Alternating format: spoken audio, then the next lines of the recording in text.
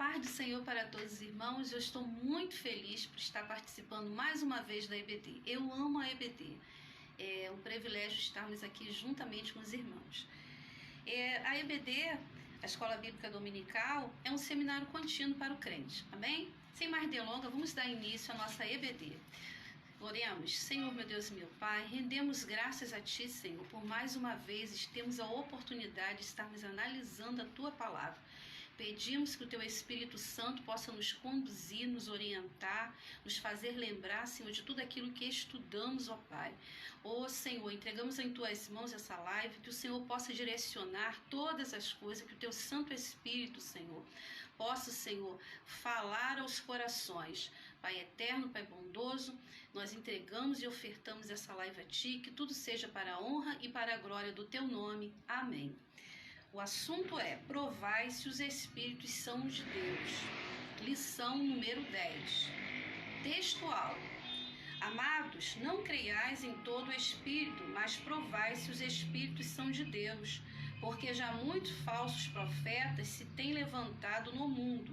Verdade prática.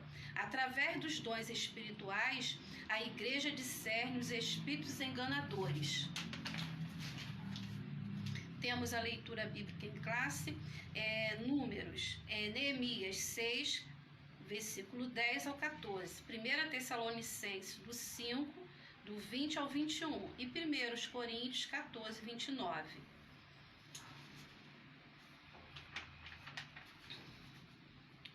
Introdução. Na lição passada, estudamos as diferentes formas de ataque que o inimigo da obra de Deus usa para lutar contra os servos de Deus.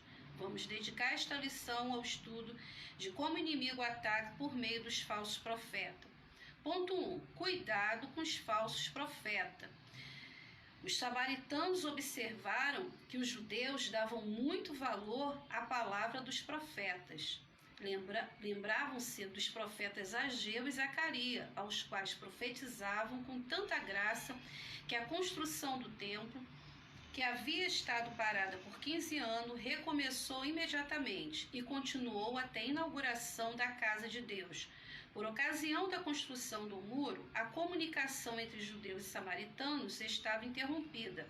Os judeus recusavam as propostas de cooperação dos samaritanos e não aceitavam as visitas deles.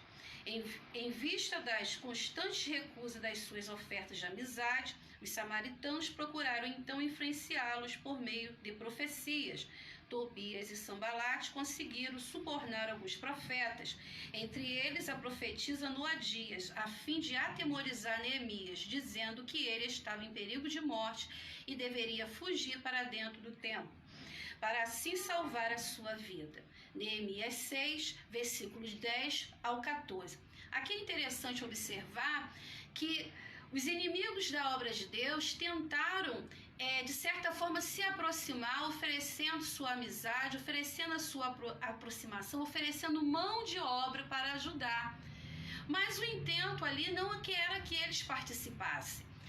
Ali o papel era dado aos judeus. Os judeus recusaram a ajuda dos samaritanos, que era um povo que havia mistura, né? Um povo que havia mistura. Ora, os judeus, mas que se haviam misturado nos costumes de outros povos. E ali, o que eles oferecendo mão de obra, oferecendo amizade para ajudar, aos olhos de quem olhasse, era algo aprovável, né? O povo realmente estava reduzido, precisava-se mais, com certeza, de mão de obra, mas não era ali a vontade de Deus que aquele povo, os samaritanos, participassem daquela obra.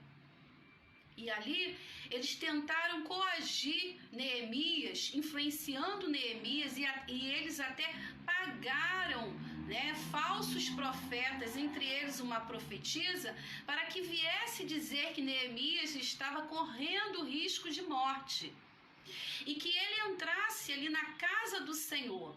Olha, Neemias ali percebeu que aquela profecia não vinha da parte de Deus. Aquela profecia ali não vinha para edificar, mas vinha para tardar a obra. Percebendo isso, ele falou: eu estou numa grande obra e não posso parar. Vocês falam isso, mas falam da sua cabeça. Isso aí não é da parte de Deus. E ele percebeu também que ele não poderia entrar para se refugiar na casa do Senhor, porque só poderia entrar ali na casa do Senhor quem era sacerdote. Lembremos do rei Uzias, que entrou na casa, ele era rei, um rei bem sucedido, mas ele não podia entrar para ofertar, para sacrificar, e ele entrou ali sem a permissão, que aquele lugar era determinado para os sacerdotes. Ele entrou naquele lugar e ele ficou leproso, ele morreu leproso. Então, aqui nós vemos uma falsa profecia. A falsa profecia, ela pode ter origem no homem, origem humana, ou origem diabólica também, por parte do diabo. Nós veremos na continuação da lição que Deus fala sim à sua igreja, Deus fala sim ao seu povo, que o dom da profecia é algo que deve ser valorizado na casa do Senhor, mas que também a igreja precisa discernir. Louvado seja o nome do Senhor, né?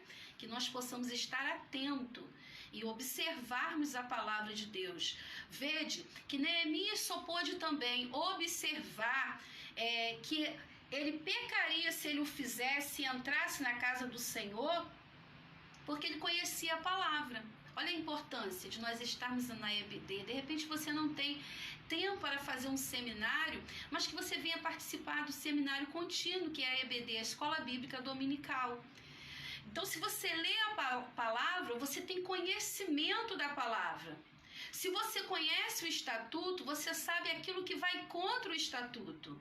E por conhecer a palavra, ficou ali bem visível para Neemias que aquela profecia não era da parte de Deus, e sim vinha por parte dos seus inimigos para tardar a obra do Senhor. Amém? Ponto 2. Neemias tinha o dever de examinar a profecia recebida. E ele o fazia. Em primeiro lugar, estranhou a ordem para fugir. Um homem como eu fugiria. Além disso, ele observou que não tinha o direito de entrar no templo, uma vez que não era sacerdote. Compreendeu facilmente que tudo não passava de um ardil de Tobias e Sanbalaque para atemorizá-lo e seduzi-lo a pecar. Assim, concluindo o exame da profecia, Neemias pode dizer: conheci que não era de Deus. Olha, interessante. Se Deus falou com Neemias que era com ele, com a obra, se Deus confirmou e até permitiu que o rei o liberasse para tal ofício, como que agora o Senhor mandaria ele fugir? Precisamos estar atentos, né? Aquele que manda, o Senhor, ele manda, ele ordena, ele vai dar a ordem dele. Se o Senhor ordenou, ele estará com o servo dele. E aqui a ordem era para fugir. Foge, se esconda. E também contra o mandamento do Senhor, ele não era sacerdote, e entrar ali da casa do Senhor. Então ele percebeu que aquela profecia não era da parte de Deus. Assim também a igreja, o servo do Senhor, precisa estar atento, precisa estar em oração, precisa estar constantemente lendo a palavra para perceber aquilo que é e não é da parte de Deus.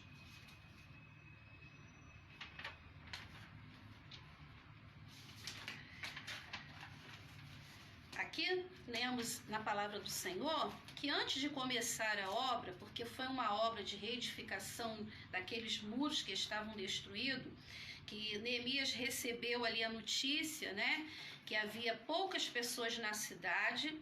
Aqui que se encontra em Neemias, capítulo 1, versículo 3, diz assim, disseram-me: os restantes que não foram levados para o exílio se acham lá na província, estão em grande miséria e desprezo.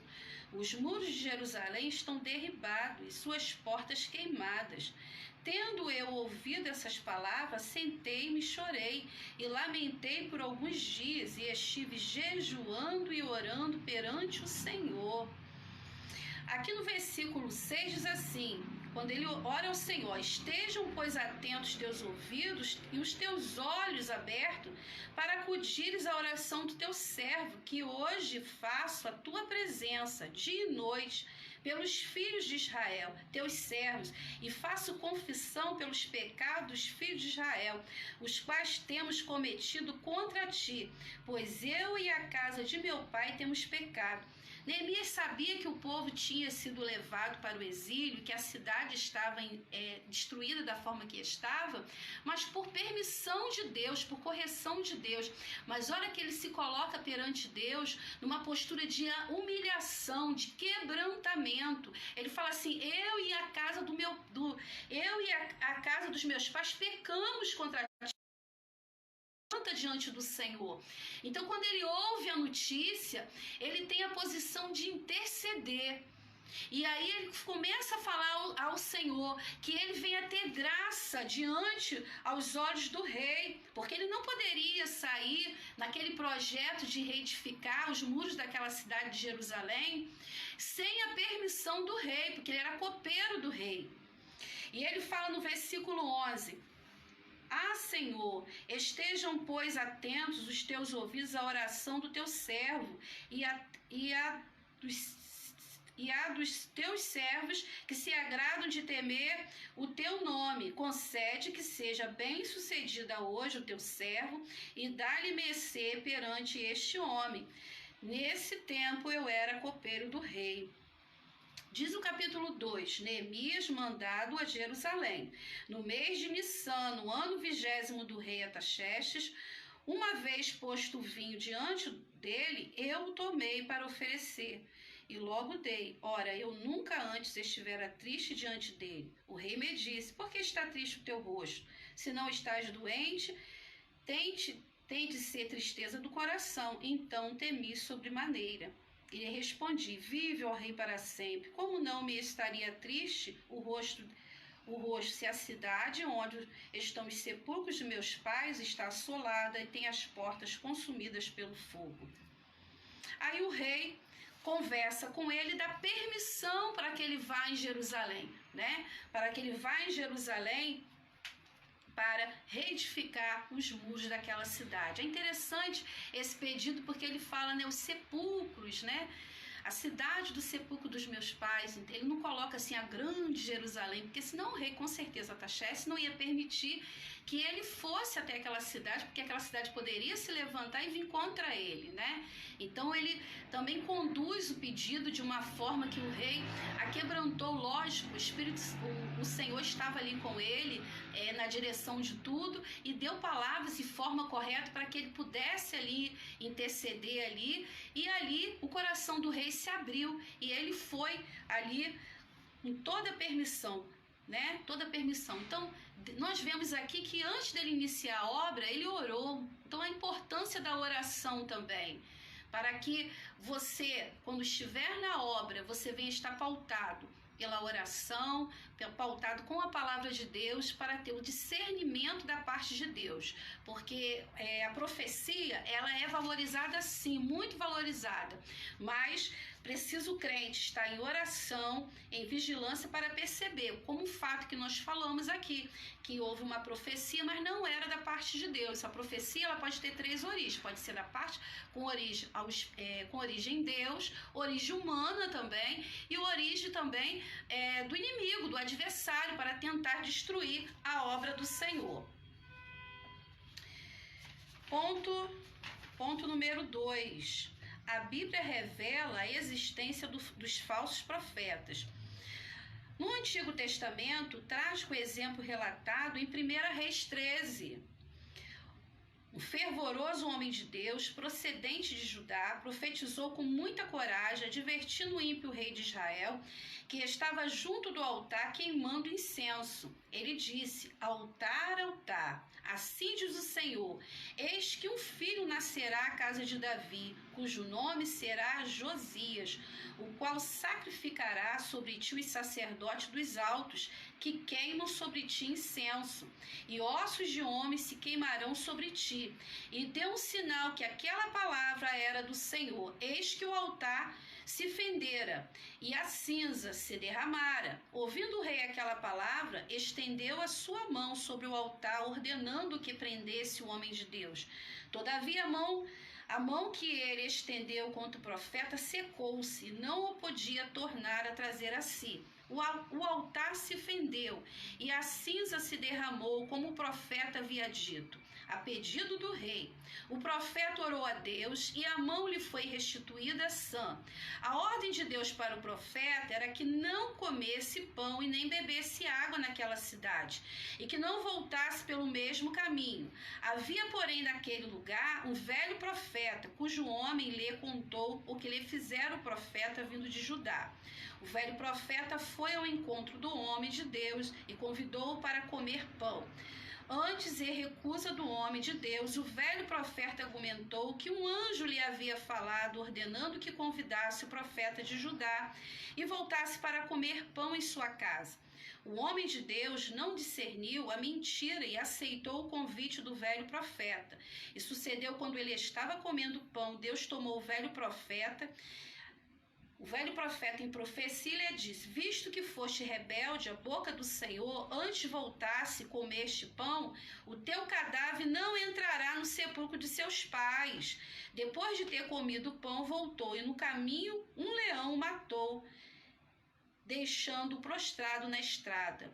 O velho profeta o recolheu e sepultou no seu sepulcro, chorando lágrimas, certamente de fingimento. Você veja, esse caso aqui é muito interessante, porque aqui nós vemos uma verdadeira profecia, nós vemos uma falsa profecia, e nós vemos o peso de um homem que era um velho profeta. Esse homem, velho profeta, ele engana o profeta novo, porque o Senhor deu uma profecia para esse profeta, falando para ele ir ao rei profetizar. Ele foi. E o Senhor falou: não coma, não beba. Deu várias ordens para ele. E aí vai um profeta velho, fala uma profecia mentirosa para ele, que um anjo havia, falado para ele, e seduz ele até a casa dele, serve ele. E aí, quando esse profeta novo está comendo, esse profeta que profetizou mentira para ele é tomado, Deus o toma e fala, que ele não seria sepultado no sepulcro dos seus pais, porque ele não obedeceu completamente à voz do Senhor. E aí nós vemos aí que ele verdadeiramente morre. E aí o profeta velho vai lá, ainda bota lágrimas, com lágrimas nos olhos, sepulta ele, E aí, aqui está, que quando Deus fala, Deus cumpre, mas a palavra de Deus, ela não oculta quando há falsa profecia. Nós vemos aqui que há uma profecia verdadeira, mas há uma profecia falsa também. Então, a Bíblia ela vai advertir para que nós venhamos dar valor ao dom de profecia, mas que nós venhamos também saber julgar as profecias, se vem ou não da parte de Deus, e nos orienta como fazê-lo. Olha, se Deus havia dado a ordem para ele não parar, não comer e não beber, Deus não tem duas palavras. Deus não tem duas palavras. Se o Senhor falou para ele, não pare, não coma, não beba, como que depois o Senhor vai dar outra palavra? Assim também aconteceu com Neemias. O Senhor deu a palavra para ele, permitindo que ele fosse reconstruir as muralhas de Jericó. Como que o Senhor depois ia falar para ele fugir e se esconder na casa do Senhor, sem ele entrar na casa do Senhor ainda para se esconder ainda, se ele não era sacerdote? Então nós vemos aqui que nós precisamos da palavra de Deus para examinarmos se as profecias provêm ou não de Deus.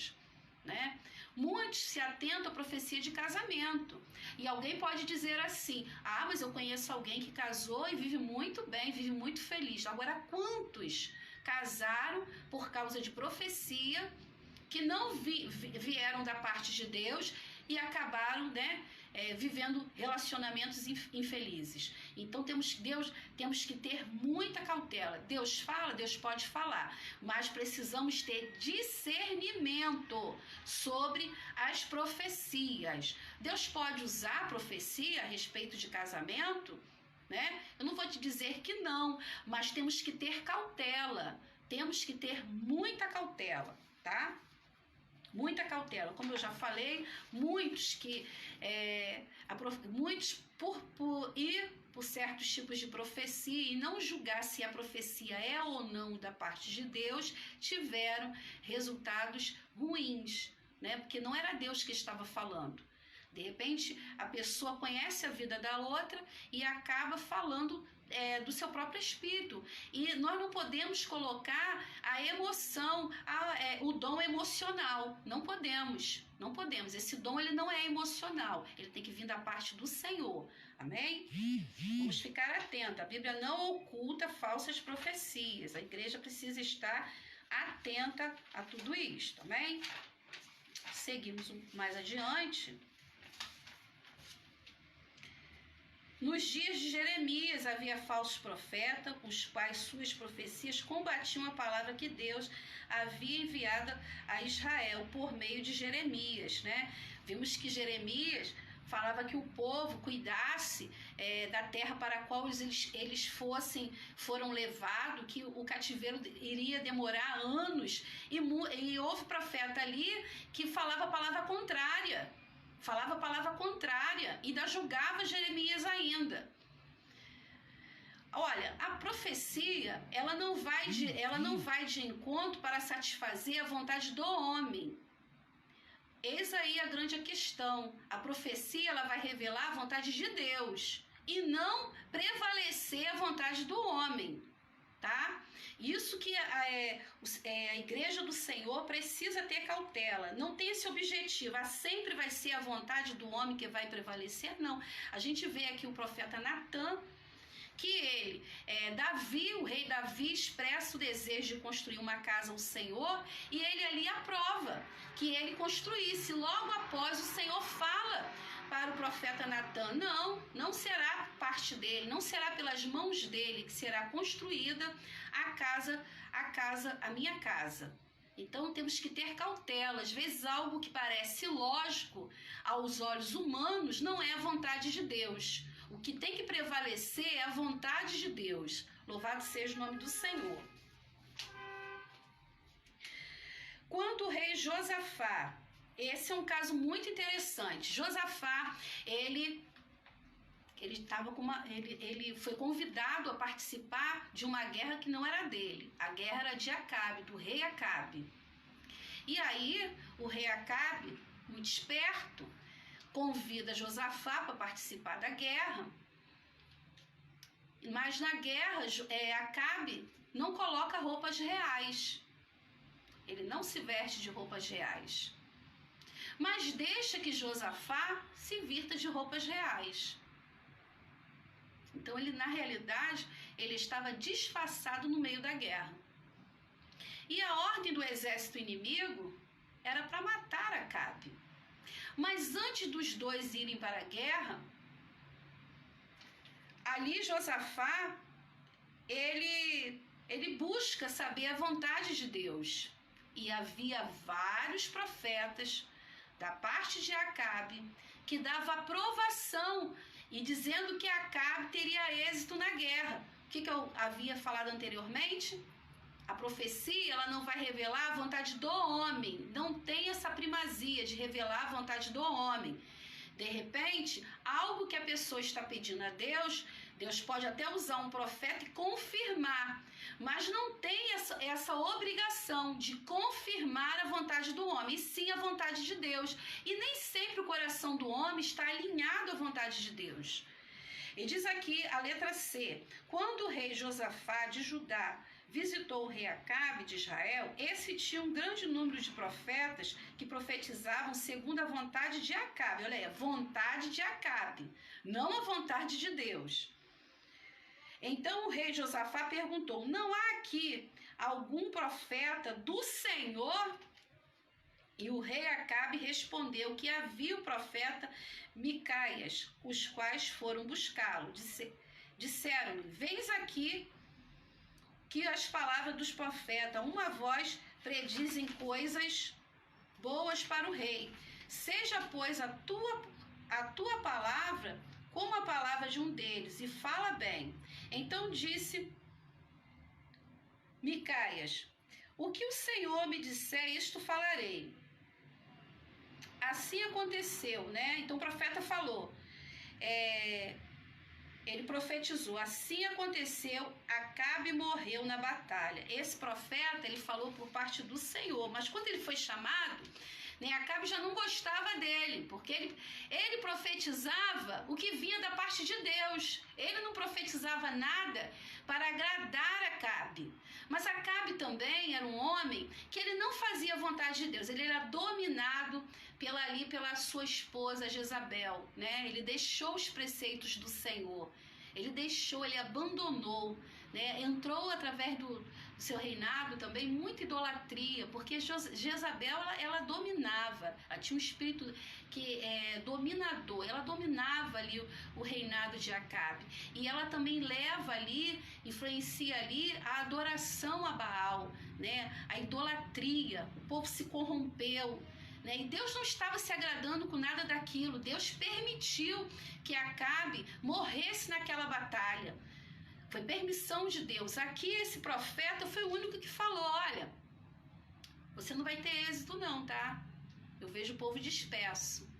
E por causa daquela profecia, aquele profeta que falou a verdade, ele foi mantido preso. Até que o rei Acabe, que ele achava que ele iria voltar. Olha, ele vai ficar mantido preso aí. Quando o profeta falou a vontade de Deus, falou a real profecia da parte de Deus, mas que era contrária, totalmente contrária a Acabe se indignou, porque não batia com a sua vontade, né? E ali o profeta foi mantido preso, mas ali o nome do Senhor foi glorificado, porque ele não mentiu, ele não falou da carne dele, mas ele falou pelo Espírito do Senhor, né? E ele ali manifestou ali a vontade de Deus e falou que iria acontecer, que Acabe seria morto. E como eu falei, Acabe era um homem que deixou a idolatria, deixou a sua esposa, né, Jezabel, ali dominar, entrar, influenciar o seu reinado. E ali muita coisa estava acontecendo e não estava agradando a Deus. Então Deus permitiu que ele fosse envergonhado, que ele morresse, né? Porque o nosso Deus é um Deus justo, é um Deus que ele ele quer pureza, ele quer adoração, né? E aqui nos mostra, 1 Reis, a morte de Acabe. E olha, essa passagem é uma passagem muito interessante mesmo, porque fala aqui que Acabe se disfarçou. E Josafá, ele foi perseguido, o carro de Josafá foi perseguido, porque ele estava com as vestes dele, né, as vestes reais, ele foi perseguido. Porém, o Senhor usou de misericórdia para com Josafá. E uma flecha lançada, né, solta, né, lançada na guerra, entrou ali na abertura ali da armadura de Acabe, o feriu. E ali ele veio a falecer. Olha, quando Deus fala, Deus cumpre. E Deus verdadeiramente mostrou que ele era com aquele profeta, né? Mas tudo aquilo, os outros profetas, nada que enganaram, que falaram, nada acontece sem a permissão de Deus, tá? Acabe verdadeiramente estava desagradando completamente o Senhor, estava desagradando completamente a Deus, e por isso que Deus permitiu que tudo ali ocorresse na sua vida, né? A morte dele, como ele morreu, tudo ali. O profeta falou, então disse ele, vi todo Israel disperso pelos montes como ovelhas que não têm pastor, e disse o Senhor, este não tem dono, torne cada um em paz para a sua casa. Então o rei de Israel disse a Josafá, te disse eu que ele não profetiza a meu respeito o que é bom, mas somente o que é mal? O profeta continuou: ouve, pois, a palavra do Senhor. Viu o Senhor assentado no seu trono, e todo o exército do céu estava junto a ele, à sua direita, à sua esquerda. Perguntou o Senhor: quem enganará Acabe para que suba e caia em Ramote de Gileade? Um dizia desta maneira e outro de outra. Então saiu um espírito, se apressou diante do Senhor e disse: eu enganarei. Perguntou-lhe o Senhor: com que? Respondeu ele: sairei e serei espírito mentiroso na boca de todos os seus profetas. Disse o Senhor: tu enganarás e ainda prevalecerás. Sai e faz-o assim. Então, quer dizer, aquilo ali era um espírito mentiroso na boca daqueles profetas que profetizaram, mas que foi permissão de Deus, porque Acabe não estava temendo ao Senhor e obedecendo a sua palavra como ele deveria. Por isso a importância, o crente precisa estar sempre usando o manual de fé, que é a palavra de Deus. Vamos prosseguir aqui adiante, né? No Novo Testamento, Jesus advertiu o anjo da igreja em Tiatira por este ter permitido que uma mulher, por nome Jezabel, falsa profetisa, enganasse os membros daquela igreja, prostituindo-os. Apocalipse 2, do versículo 20 ao 23. A Bíblia adverte que nos últimos tempos aparecerão falsos profetas, o espírito do anticristo estará então operando grandemente e fará esses falsos profetas operarem sinais e prodígios de mentira, com todo engano e injustiça. Bem, aqui está falando de Jezabel novamente. Essa Jezabel aqui é um espírito, né, de uma falsa profeta lá na igreja de Tiatira, que fala das igrejas aqui do Apocalipse. Tiatira é uma igreja que o Senhor começa elogiando essa igreja pelo amor. O Senhor começa falando bem dessa igreja, mas depois corrige essa igreja, que essa igreja tem suportado essa falsa profetisa. Tiatira é uma cidade, ela não era um centro comercial, ela não era um centro religioso, nem político, como Pérgamo e Éfeso, outras igrejas de Apocalipse, mas era um centro comercial. Tiatira era um centro comercial, né? Comércio ali abundante entre Ásia e Europa. Porém, Tiatira tinha vários grêmios, né, de comércio ali, que vendia púrpuras, tinha alfaiate, vários comerciantes ali. Esses grêmios se reuniam também para fazer banquetes, e esses banquetes acabavam também sendo oferecidos a ídolos, onde havia prostituição, onde havia idolatria, né? Então aqui o Senhor aqui fala a respeito da igreja de Tiatira, porque com certeza ali naqueles grêmios também haviam pessoas que conheciam o evangelho também, mas estavam sendo corrompidas a comer daqueles manjarem, a comer de coisas oferecidas a ídolos. No momento que você sabe que algo é oferecido a ídolo e você come, você está pecando, né? Porque você está participando daquela profanação. Por que Daniel, ele não comeu do manjar do rei? Porque ele sabia que aquele manjar ali estava sendo oferecido a ídolos. Então ele se separou. Ele se separou e o Senhor o honrou. E aqui o Senhor adverte a igreja de Tiatira, porque a igreja estava o quê? Suportando essa figura, essa mulher profetisa. Aqui não tem denominado a identidade desta mulher, mas ela aqui leva esse nome de Jezabel, porque está suportando aqui esta mulher que profetiza e ensina ali os membros ali a participarem de coisas que não agradam ao Senhor, de coisas profanas, a comerem de comida oferecida a ídolos e de coisas que não agradam ao Senhor. O Senhor adverte aqui na sua palavra.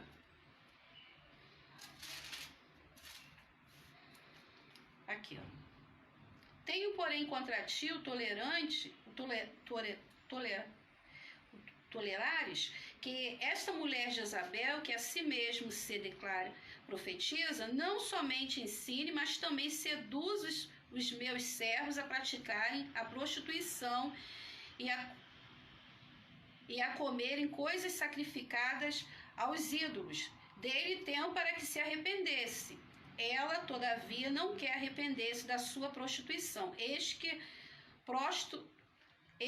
é prosto de cama, bem como grande tribulação os que com ela adulteram, caso não se arrependa das obras que ele incita. Então, quer dizer, essa mulher profetiza, ela estava incitando a coisas que não agradavam o Senhor. O Senhor estava advertindo a igreja, tá? Que a igreja estava tolerando, a igreja não estava se opondo, né? A igreja não estava intervindo como devia intervir, né? Os participantes daquela igreja tinham boas obras, porém estavam suportando naquele lugar uma profetisa que estava ensinando coisas erradas, né? Como nós já falamos aqui, aquela cidade era uma cidade com grande fluxo comercial. E ali o comércio reuniam pessoas de vários costumes, né? E esses costumes, a igreja não poderia se aderir a costumes que não eram permitidos por Deus. Eis aí a advertência: se algo está batendo contra a palavra do Senhor, não convém o crente participar, tá? Por mais que aquilo seja comum, né, naquela cidade, mas que não está batendo com a palavra do Senhor, não convém o crente participar. Então ali era o que? Prostituição e comer comidas oferecidas a ídolos. Devemos julgar as profecias. Deus quer a sua igreja revestida em todos os dons do Espírito. A igreja em Corinto deve ser o nosso exemplo nesse sentido. Paulo dirigiu-se a ela dizendo que nenhum dom lhe faltava. O conselho bíblico para nós é: segui o amor e procurai com zelo os dons espirituais, mas principalmente o de profetizar. E Paulo fala que aquela igreja não faltava os dons, né? Porém ele adverte, né, que havia a contenda ali, então que o povo tivesse vigilância, né? Então nós aqui advertindo que você venha buscar o dom sim, mas você venha buscar o fruto do Espírito, né? E o amor é o fruto do Espírito. O despertamento renova os dons. Quando Deus renova o dom de profecia e os dons de variedade de línguas, é a interpretação por meio de um despertamento espiritual. Então se torna necessário que a igreja esteja bem doutrinada para saber como usar os dons espirituais. E também como se deve julgar as profecias, conforme a palavra de Deus nos orienta, tá? Então, os dons espirituais também não pode sobrepor a pregação da palavra. O pastor está pregando a palavra e começa ali os dons, né? Porque tem o dom, então vamos profetizar aqui, profetizar ali, não. O culto, ele tem que ser um culto com ordem, né? E não é porque tem o dom espiritual, vai ser um culto em desordem. Precisa ser um culto racional ao Senhor. Por que devemos julgar a profecia?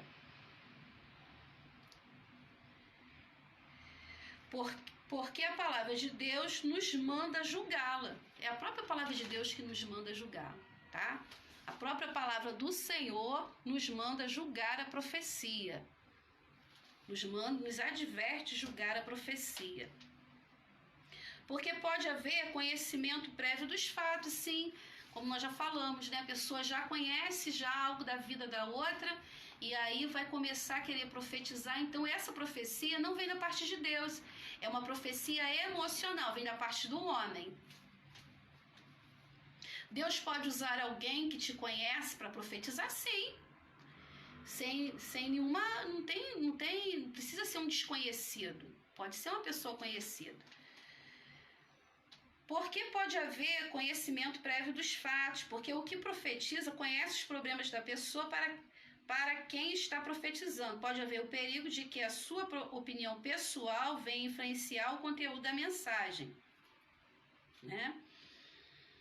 Diz aqui: existe a possibilidade de que o profeta, ao anunciar a mensagem profética, esteja sendo influenciado por um espírito maligno, disseminador de mentira. Olha aí, tem que ter vigilância para que não possa, né, o espírito ali da mentira estar ali tentando impedir, bloquear, né, a obra do Senhor. Por isso que tem que ter vigilância, o crente tem que estar atento. E nós vemos aqui na palavra do Senhor, muito interessante aqui, olha, nem todo o que me diz Senhor, Senhor, entrará no reino dos céus, mas aquele que faz a vontade de meu Pai, que está no céu. Muitos naquele dia hão de dizer-me, Senhor, Senhor, porventura não temos nós profetizado em meu nome, e em teu nome não expelimos demônios, e em teu nome não fizemos muitos milagres? Então lhe direi explicitamente, nunca vos conheci, apartai-vos de mim, os que praticais a iniquidade. Atenção, né? Então busque o dom, mas mostre os frutos também. Tem que ter fruto do Espírito, tem que ter mudança de vida, tem que ter mudança de caráter, né? Tem que ter mudança mesmo, né? Então Gálatas, vai lá, lê Gálatas lá, fruto do Espírito, o amor. Precisa verdadeiramente manifestar ali os frutos do Espírito.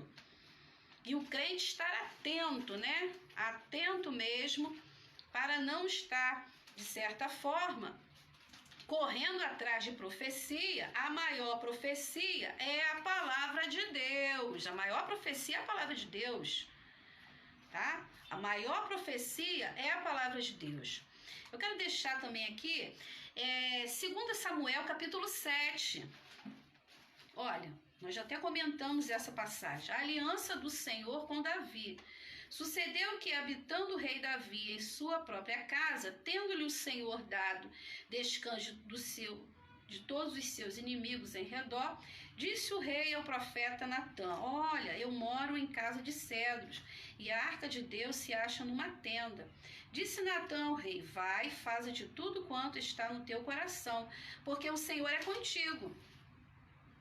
Porém, naquela mesma noite, veio a palavra do Senhor a Natã dizendo, vai e diz ao meu servo Davi, assim diz o Senhor, edificar-me-ás tu casa para a minha habitação, porque em casa nenhuma habitarei desde o dia em que fiz subir os filhos de Israel do Egito até o dia de hoje, mas tenho andado em tenda, em tabernáculo. Né? Então aqui o Senhor deu aqui a palavra aqui que não era para Davi. Então olha só, o profeta Natã, ele vendo que o rei Davi queria construir uma casa ao Senhor, vai, faz o que o teu coração, mas ele falou ali da parte de Deus. Ele viu que era uma coisa boa e ele aprovou.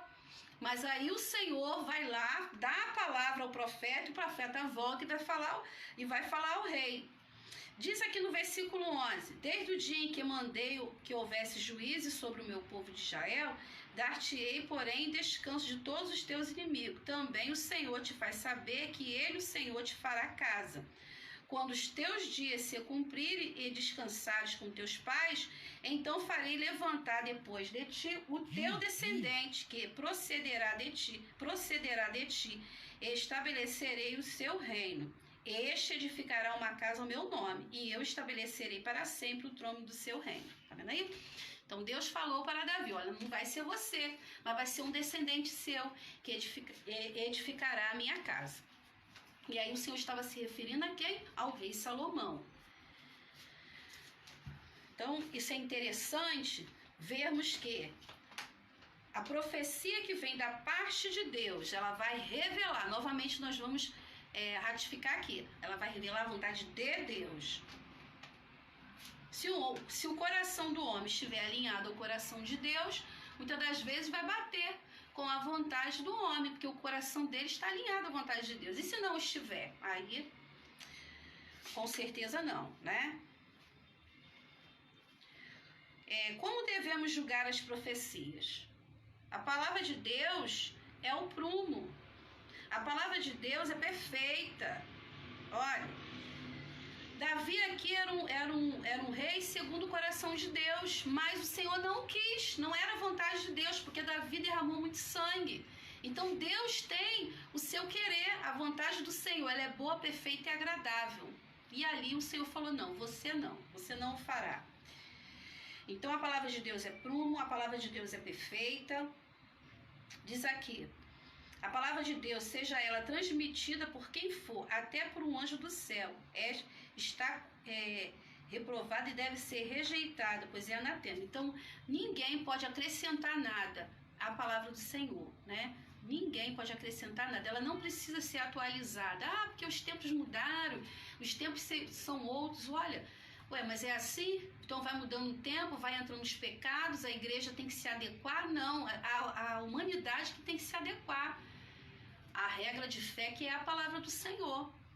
Porque senão não haverá mudança de vida. Deus quer o quê? Aquele que errava não erre mais.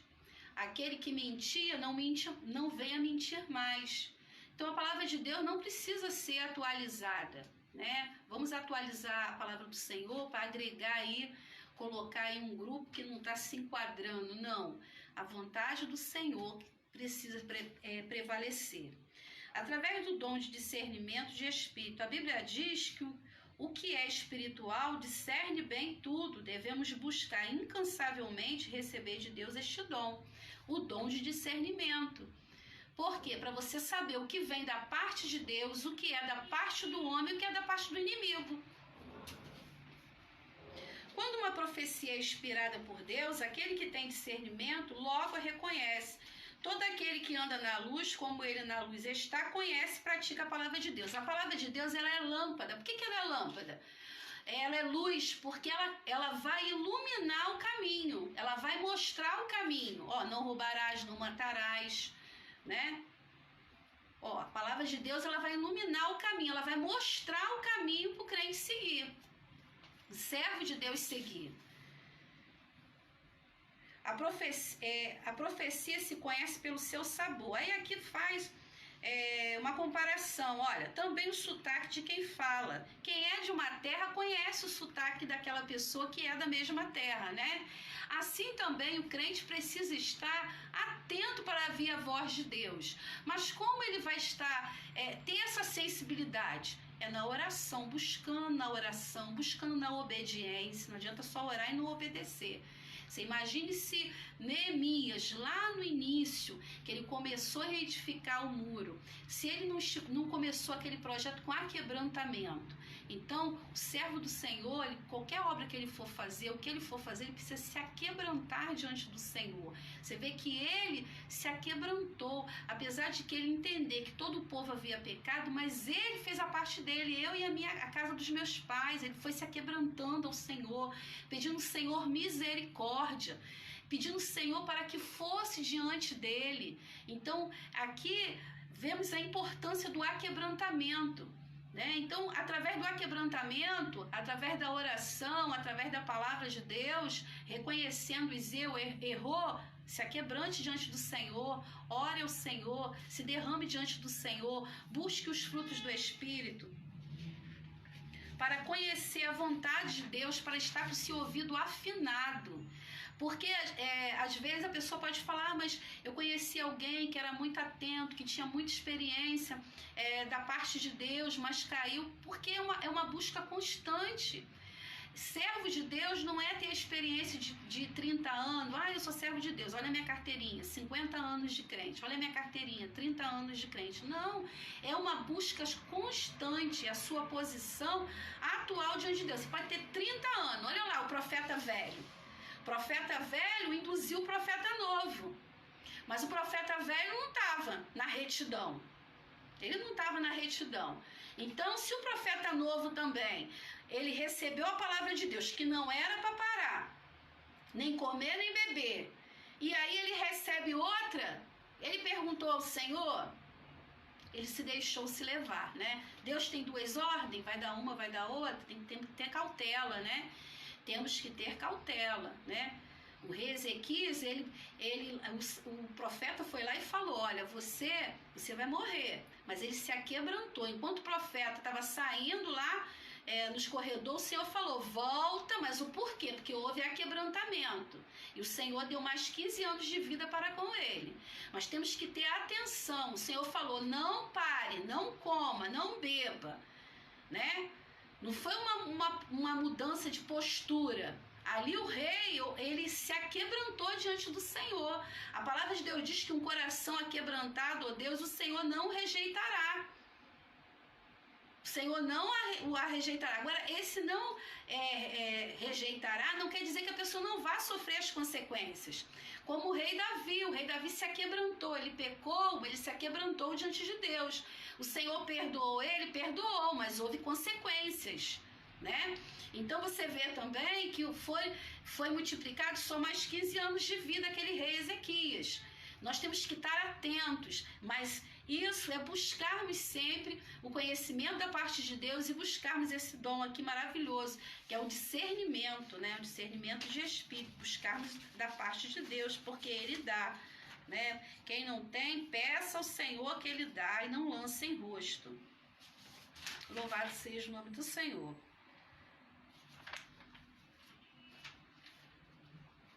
Ponto 1 aqui, do tópico 3. O verdadeiro profeta falava em nome do Senhor. Aliás, era costume dos profetas em Israel iniciar suas mensagens dessa forma. Assim diz o Senhor dos Exércitos, embora nem sempre os verdadeiros profetas usassem esta forma. Esta caracterizava o verdadeiro profeta. Daniel, por exemplo, não usou. Isto, porém, não lhe descaracteriza a profecia, tá? Então, não é porque assim o profeta não vai usar assim, diz o Senhor, que não é, que possa julgar que não seja da parte de Deus, tá? Isso não tira a característica se é ou não da parte de Deus. O que tem que ser avaliado verdadeiramente é o conteúdo, se não está indo contra a palavra do Senhor.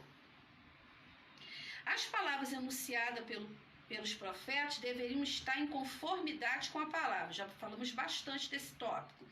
As profecias teriam de ter necessariamente um cabal cumprimento. Caso contrário, seriam descaracterizadas como palavras de Deus. Note bem, o cumprimento profético não poderia ter um cumprimento casuístico, nem circunstancial, como acontece hoje em muitas igrejas. O cumprimento deveria ser atestado por todo o povo de Deus, né? Então, olha só, se o Senhor falou, vai se cumprir. Deus falou, vai se cumprir. Se o profeta tentasse levar os israelitas ao erro, seria considerado imediatamente um impostor e jamais haveria de achar lugar entre os eleitos. Alguns de fato mostraram-se seguidores de Jeová, no entanto não passavam de filhos de Belial. Não somente induziram os profetas ao erro, como também nos levavam à derrocada nacional. Então olha só, não só de hoje, mas o Senhor tem advertido, tá? Advertido a sua igreja para ficar atenta. E aí nós já falamos aqui vários exemplos de profecias que não foi da parte de Deus. E eu quero terminar aqui essa lição falando a respeito de Paulo e Silas, né? Paulo ali expulsou um espírito de adivinhação de uma jovem ali, que ela tinha um espírito de adivinhação. O que ela falava era verdade, mas não era pelo Espírito Santo de Deus. Era um espírito de adivinhação. Então, por isso, ali Paulo e Silas ali repreenderam ali aquele espírito maligno daquela mulher. Paulo repreendeu aquele espírito maligno daquela mulher e por isso foram até presos, tá? Então, deixo com vocês hoje esta lição. Estou concluindo agora, que o Espírito Santo de Deus possa abençoar a vida de vocês, né? Eu espero ter contribuído para cada aluno aí que vai fazer parte dessa lição, que Deus possa aí abençoar grandemente a vida de vocês e que vocês continuem participando e convidando outros a participarem da EBD, porque é um projeto lindo, Eu amo a Escola Bíblica Dominical. Eu me sinto muito bem fazendo parte da Escola Bíblica Dominical. É um seminário contínuo para a vida do crente. Se existe alguma pessoa que ela não gosta, é servo do Senhor, mas não gosta de EBD, eu oro ao Senhor hoje que esse desejo cresça no teu coração. Porque ali na EBD você tem a oportunidade de estudar assuntos diversos de formas cautelosa, analisar a palavra do Senhor, e é uma benção quando temos essa oportunidade. Então, neste momento estarei orando, concluindo, para que o Senhor assim possa abençoar as nossas vidas. Senhor, rendemos graças a Ti por esta aula, que o Senhor venha continuar abençoando esse projeto, a nossa igreja, que o Senhor venha continuar abençoando cada professor, cada aluno, que Teu Espírito Santo continue falando aos nossos corações. Pai amado, muito obrigado por essa oportunidade. Em nome de Jesus. Amém.